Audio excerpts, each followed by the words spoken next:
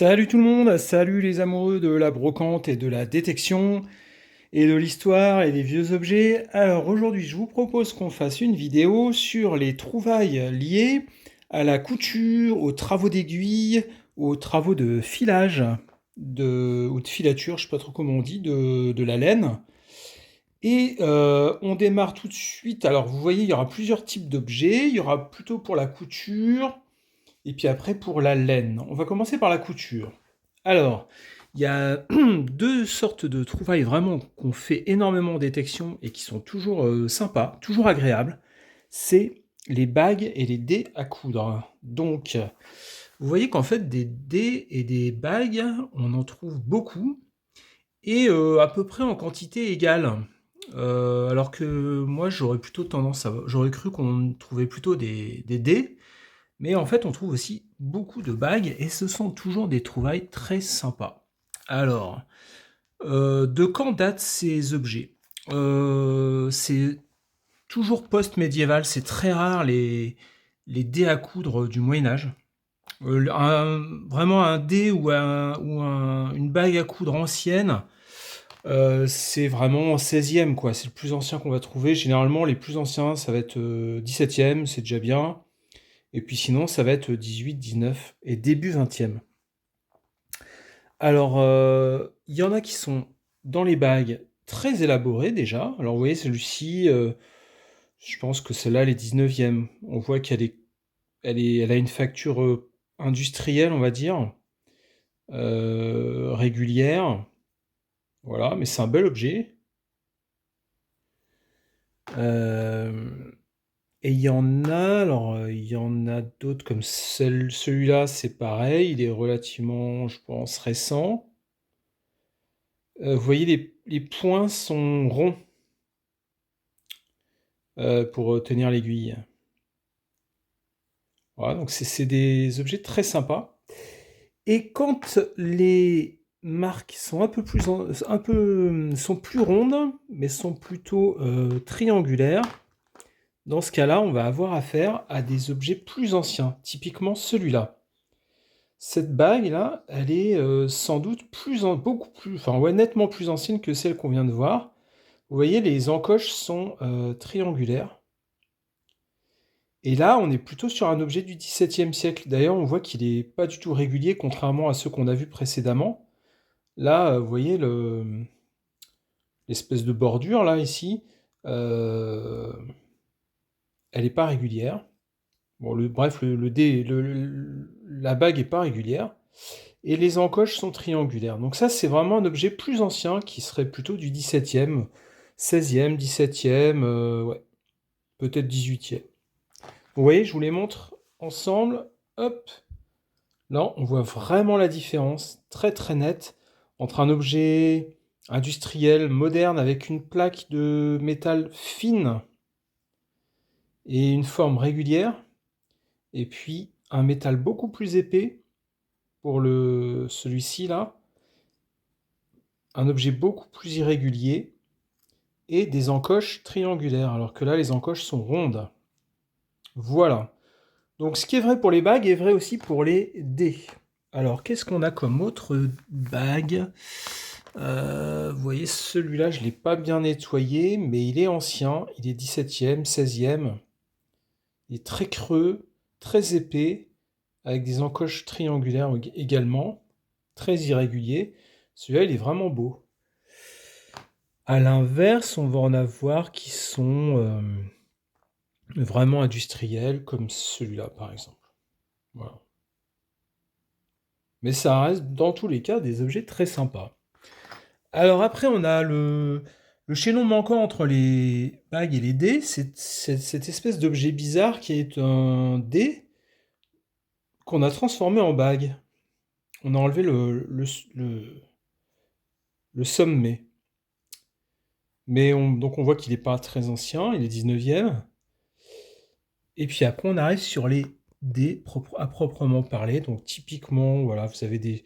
Celui-ci est joli, il est un petit peu décoré. Il a toute une frise florale qui est très jolie, mais ce serait encore plus joli si c'était nettoyé, mais bon. J'ai toujours la flemme de nettoyer les objets, alors ils sont dans leur jus. Mais vous voyez, bon, bah là, on est typiquement sur un objet 1900. On voit bien le décor est très Art Nouveau, quoi, 1900. Voilà, donc c'est un joli, joli objet. Il y en a d'autres comme celui-là, voilà, c'est pareil, c'est fin 19e, début 20e. Voilà, c'est une fine tôle de cuivre, hein, très fine, emboutie, voilà, c'est fait de façon industrielle. Et à l'inverse, on va avoir ici, par exemple, un dé beaucoup plus ancien, malheureusement, bon, qui est abîmé, mais là, c'est vraiment un dé, vous voyez, avec des encoches triangulaires, un métal beaucoup plus épais, et là, ce sont des objets qui vont plutôt être du XVIIe siècle, donc nettement plus anciens, comme celui-ci également. Celui-ci est complet. Voilà, donc ça c'est pour les bagues et les dés à coudre avec en complément ce type d'objet que alors c'est bizarre parce que moi quand je les ai trouvés je n'arrivais pas à les identifier alors que une fois qu'on sait ce que c'est ça paraît évident. Donc ce sont des morceaux de ciseaux, de paires de ciseaux de couture, des petits ciseaux de couturière. Donc celui-ci est récent, il est 19e, début 20e. Celui-ci me paraît plus ancien. Celui-ci, il serait vraiment intéressant à dater. Pourquoi pas 17e, 18e, c'est pas impossible. Celui-ci est intéressant. Enfin, les deux sont intéressants de toute façon parce que c'est le témoignage d'une activité du quotidien, hein, du peuple dans son travail quotidien, et donc c'est vraiment des petits objets vraiment sympas. En complément de la couture aussi, ce type d'objet-là, que j'ai déjà montré dans d'autres vidéos, que je représente vite fait, ce sont des poids, des lestes de robes, donc qui étaient cousus dans les ourlets des robes pour les alourdir, pour éviter que les robes s'envolent. Donc ça, c'est vraiment des objets hyper sympas à trouver, qui vont bien avec les ciseaux, avec les bagues et avec les dés. Tout ça, ça forme vraiment un bel ensemble de couture traditionnelle, d'activités quotidiennes, humbles et euh, de la vie de nos ancêtres, et qui s'étale depuis ouais, le XVIIe, XVIIIe siècle jusqu'au début, jusqu'à la première moitié du XXe. Donc voilà pour la couture. Alors après, le filage de la laine. Alors là, il y a deux types d'objets que je voulais vous présenter. Donc les fusailloles, bon, a priori, c'est un objet qui est quand même assez connu, et les embouts de fuseau. Et puis j'ai acheté un fuseau en vide-grenier pour 2 euros, un fuseau 19e, je pense, fin 19e, ouais, pour qu'on comprenne bien comment ça fonctionne. Alors, en gros, ça fonctionne de la manière suivante. Alors, j'ai pas forcément tout bien compris, mais j'ai été voir sur le site, sur un site de Addict to Ship, je crois, un site français, où il y a une jeune femme qui montre comment on file la laine. Et puis j'avais lu quelques bouquins. Donc en gros, l'idée c'est que les personnes avaient une quenouille, généralement c'était des femmes, une quenouille sur laquelle était stockée de la laine en, en gros paquets, disons, pas du tout travaillés. Et puis le but c'était d'en faire du fil. Et pour ça, il fallait donc filer, donc transformer la laine en fil. Et pour ça, on se servait d'un fuseau auquel on adjoignait, hop, un volant d'inertie, une fusailleule en fait, qu'on mettait là, si j'ai bien tout compris. Euh, et il y avait ici une encoche, tac, donc effectivement il y a une encoche, ou alors des fois il n'y avait pas d'encoche, et dans ce cas-là il fallait mettre un embout de fuseau en métal. Si j'ai bien compris, c'est comme ça que ça marche. Et vous voyez, cet embout, il est creux, il y a un trou, c'est par là que passait la laine. Donc je crois que ça devait ressembler à ça, mais j'en suis pas complètement certain. Voilà, donc ça devait ressembler à ça. Hop, je prends de la hauteur. Donc vous voyez, sur le fuseau, vous aviez d'un côté la fusaïole et de l'autre l'embout du fuseau. Et donc la laine, en fait, elle était reliée ici, pardon, hop, à la quenouille. Donc elle arrivait, euh, sur la quenouille, elle était brute, quoi. Et puis après, en fait, on la faisait tourner avec le fuseau. Le fuseau tournait grâce au volant d'inertie là, qui était lourd, qui est en plomb. Ça tournait comme ça, et ça permettait de transformer la laine en fibre, enfin en fil, en lui donnant une torsion. Et ça permettait de produire du fil. Hop, et après, quand le fil était trop long, on en faisait une petite pelote ici, et puis on recommençait. Là, en l'occurrence, il n'y avait pas d'embout, parce qu'il y avait une encoche. Voilà. Et donc, ça explique pourquoi on en trouve énormément de ce genre d'objets-là. Parce que bah, c'était une activité très très courante, très très pratiquée. Et puis, bah, évidemment, ça devait se perdre assez facilement, en fait, hein. Et pourquoi est-ce qu'il y avait ces encoches là? Pourquoi elle avait cette forme particulière? C'est parce que, d'après ce que j'ai cru comprendre, ici, il y avait le fil qui passait. Hop.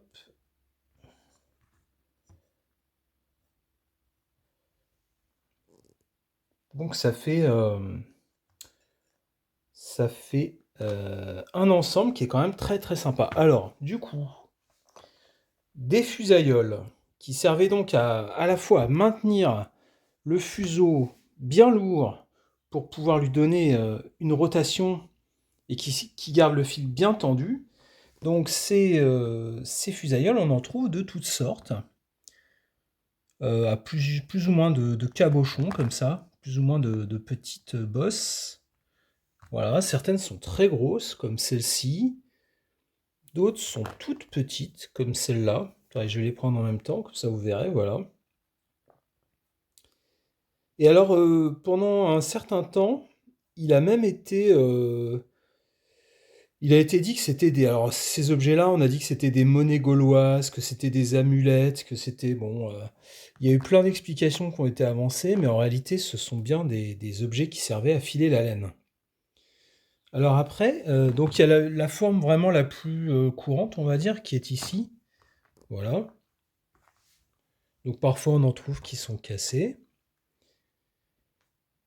Et puis, par moment, on en trouve d'autres qui sont plus originaux, comme celui-là, là, qui est vraiment qui a une forme très originale et qui est peut-être assez ancien pour le coup. Je ne saurais pas le dater, mais pour moi il est ancien. Cette fusaïole est ancienne. On en a d'autres, je pense que ce sont des fusaïoles, mais c'est vrai qu'elles ressemblent pas à grand chose, hein. On voit quand même que ici, là, il y avait il devait y avoir un fil qui passait, ici.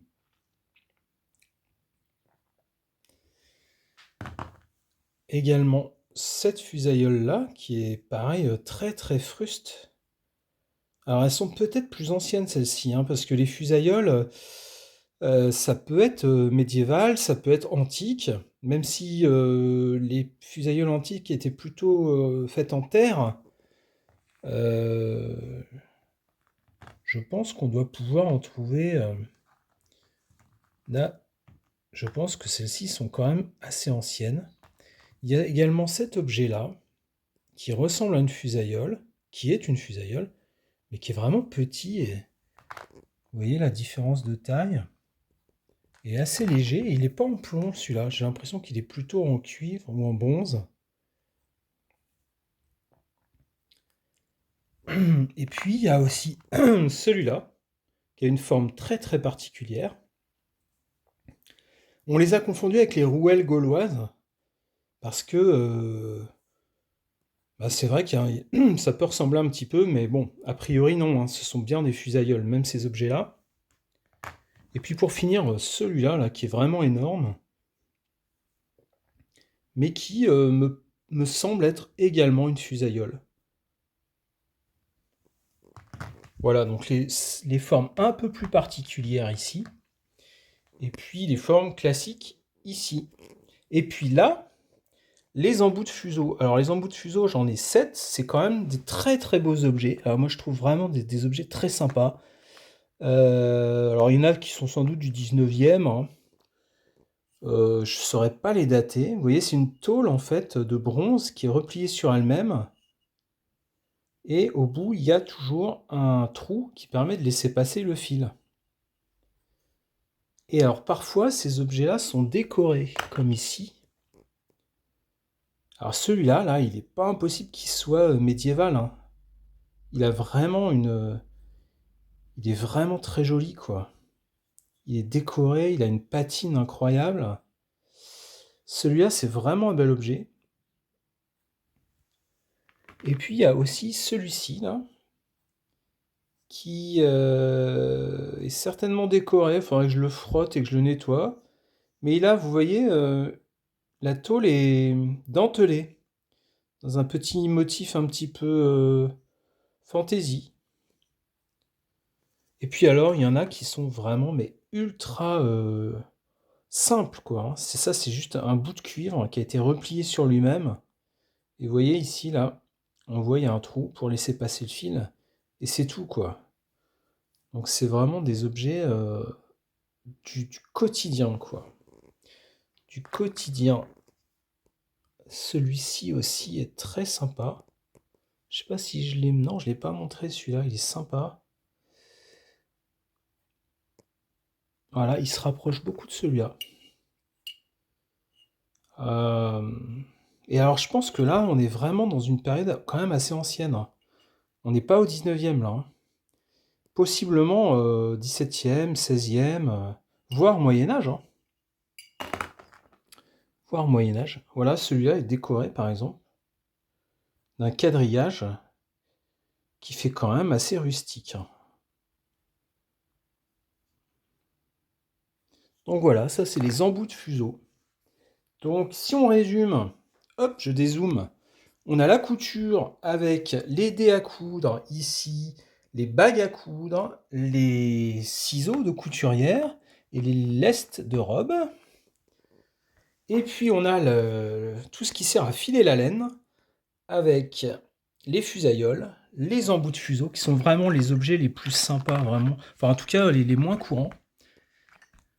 C'est quand même pas courant à trouver ces objets-là et je trouve qu'ils sont vraiment touchants. Enfin moi ça voilà, l'ensemble est touchant de façon tout ce- le fait de filer la laine, c'est quand même une activité qui rappelle vraiment des époques très anciennes quoi. Même si ça a perduré jusqu'au 19e siècle, c'est quand même une activité qui nous plonge dans un passé très qui nous est très étranger quoi. Hein.